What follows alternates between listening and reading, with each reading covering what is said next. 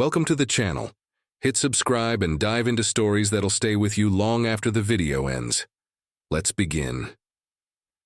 Rain pounded against the glass like impatient fingers. Inside, room 407, fluorescent light flickered, humming softly over the sterile smell of disinfectant and wilted flowers. He was pale beneath the sheets, bandaged head, machines whispering his pulse in jagged rhythms. The nurse turned to her, clipboard in hand. "You're his wife, correct?" She hesitated, just for a breath too long. Then she nodded. "Yes," she said.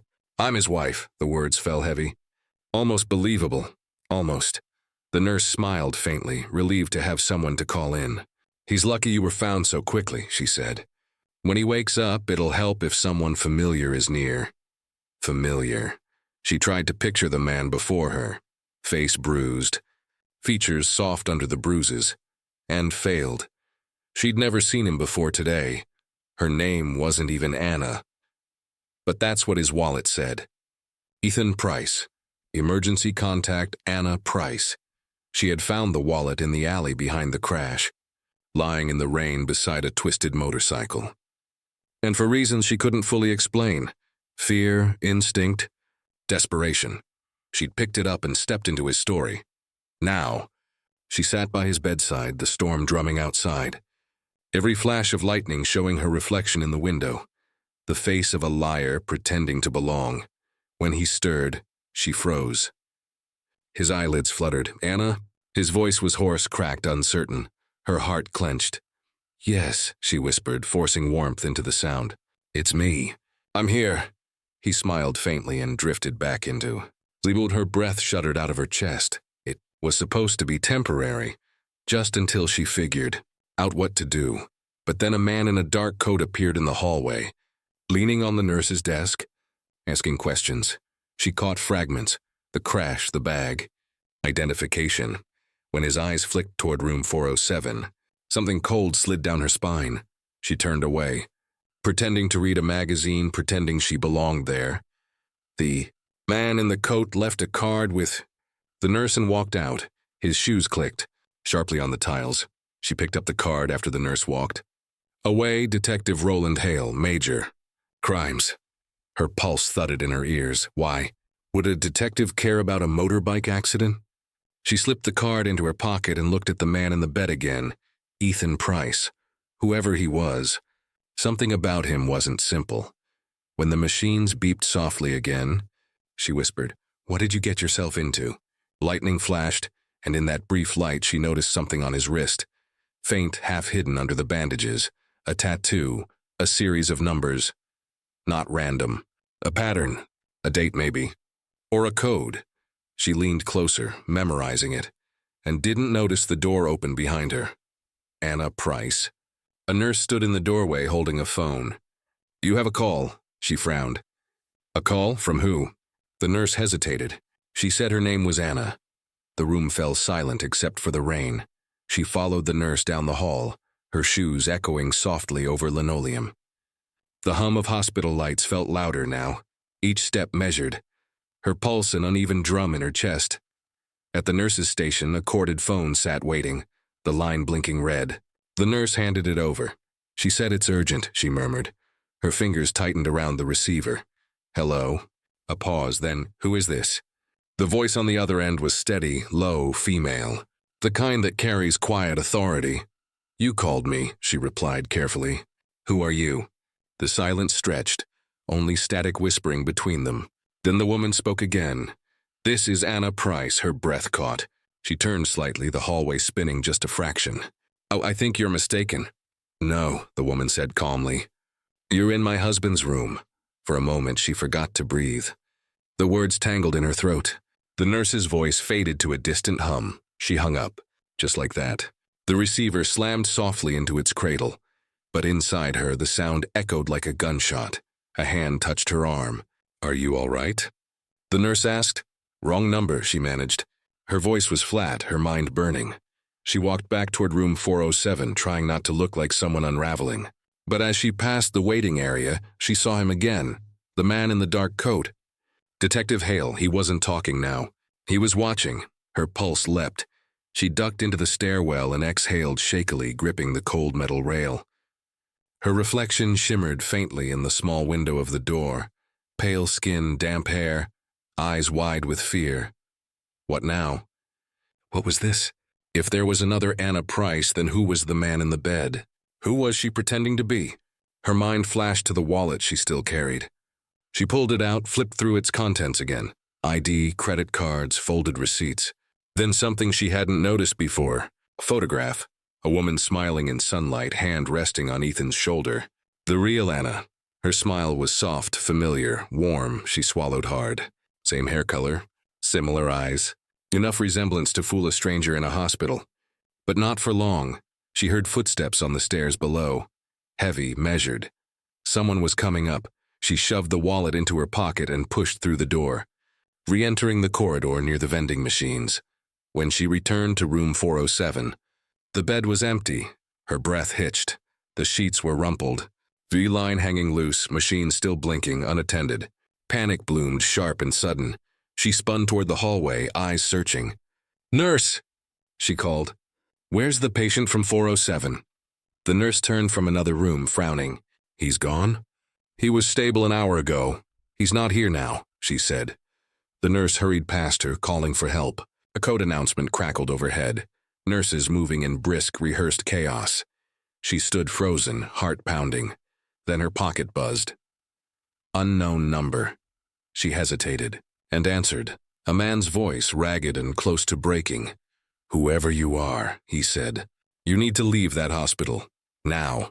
She opened her mouth to respond, but the line went dead. Behind her, alarms blared down the hall. The alarms faded behind her as she slipped into the stairwell again, clutching her coat close. The phone call replayed in her mind. Leave the hospital now. That voice. It hadn't been Ethan's. It sounded older, strained, like someone who'd been running for days. She descended 2 flights before stopping, catching the faint echo of footsteps following above. She wasn't imagining it. Someone was there. She moved faster. The stairwell door opened onto the parking level, the heavy air thick with the scent of rain and oil. She pushed through, scanning rows of empty cars reflecting the red glow of the exit signs. "Anna?" Her breath stopped cold. Ethan stood by a concrete pillar, still in his hospital gown.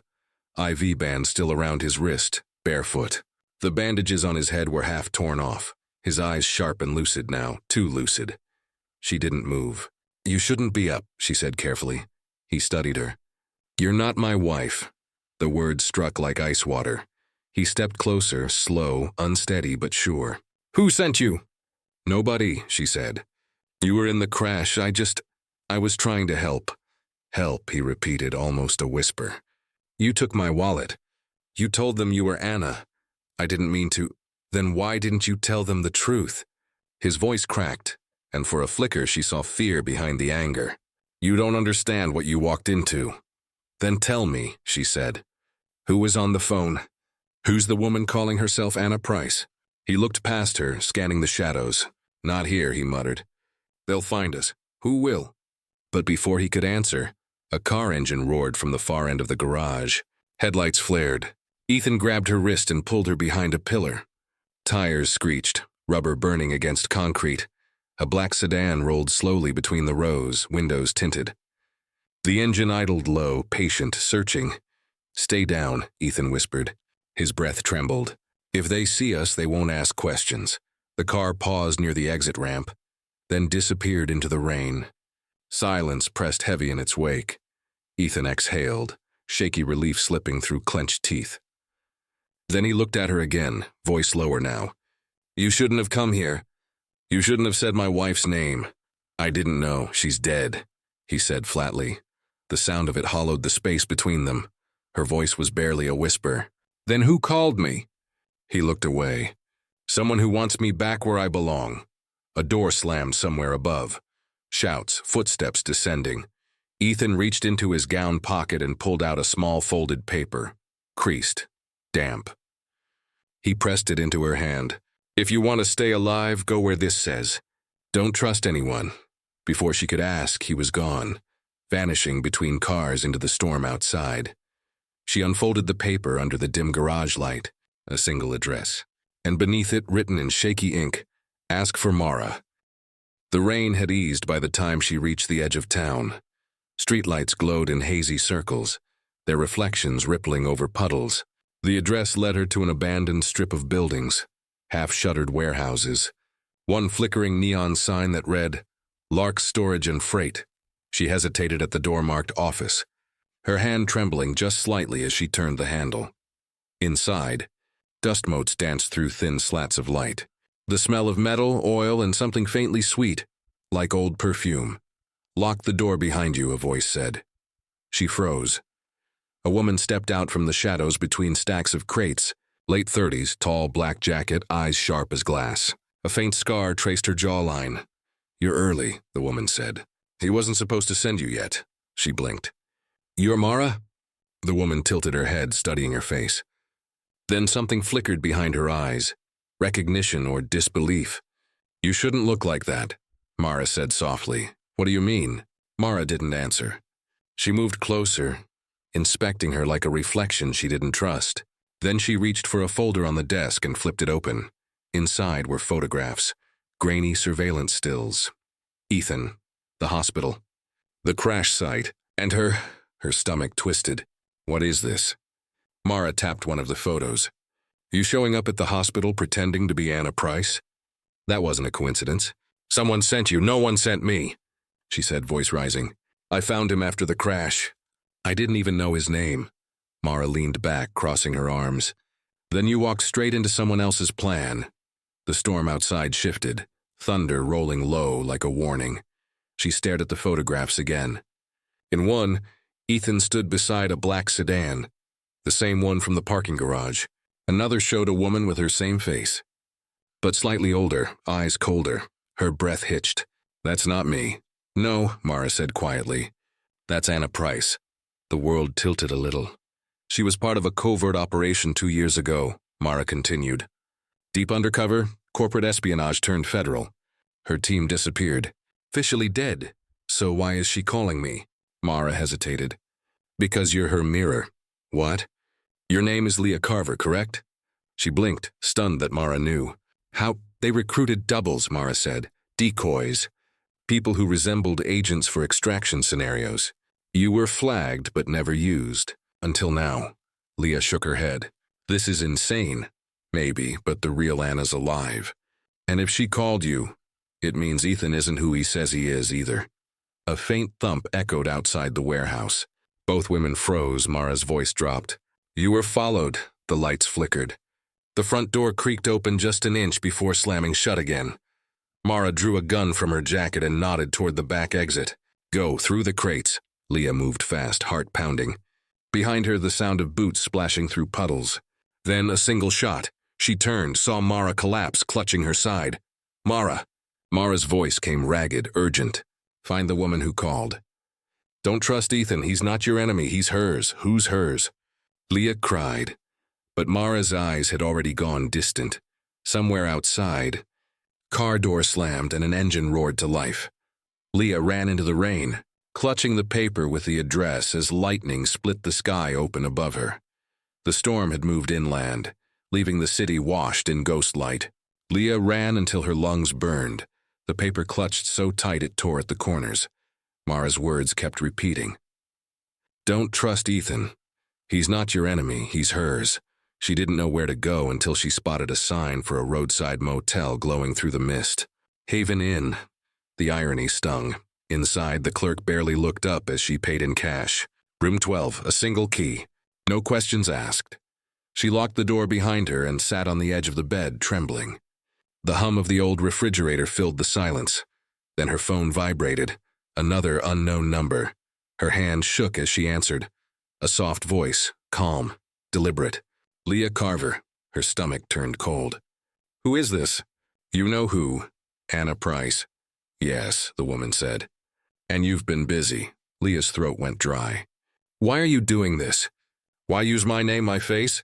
Anna's voice carried an odd warmth, like someone speaking to a sister. "Because you were made to replace me. They created doubles, remember? You were the spare life, the safety net. But when I went dark, someone decided to activate you." Leah whispered, Mara told me you were dead. A small laugh. She would. Mara served them once too. Them who? The door handle rattled. Leah froze, Anna's voice sharpened. They found you, didn't they? Ethan's with them. He doesn't know what he's doing. He's been rewritten, memory fractured. He thinks he lost me in that crash, but that crash was staged. What are you talking about? Listen carefully, Anna said. You need to find the chip he carries. It's embedded in the tattoo on his wrist. That's what they're after. Data, identities. If they get it, we both vanish for real. The door splintered inward. Ethan burst in, drenched, eyes wild. Leah, step away from the phone. Ethan, stop. He yanked the cord from the wall, killing the line. Rain dripped from his hair, his breathing uneven. You shouldn't have called her, he said. She called me, Leah shot back. She's alive.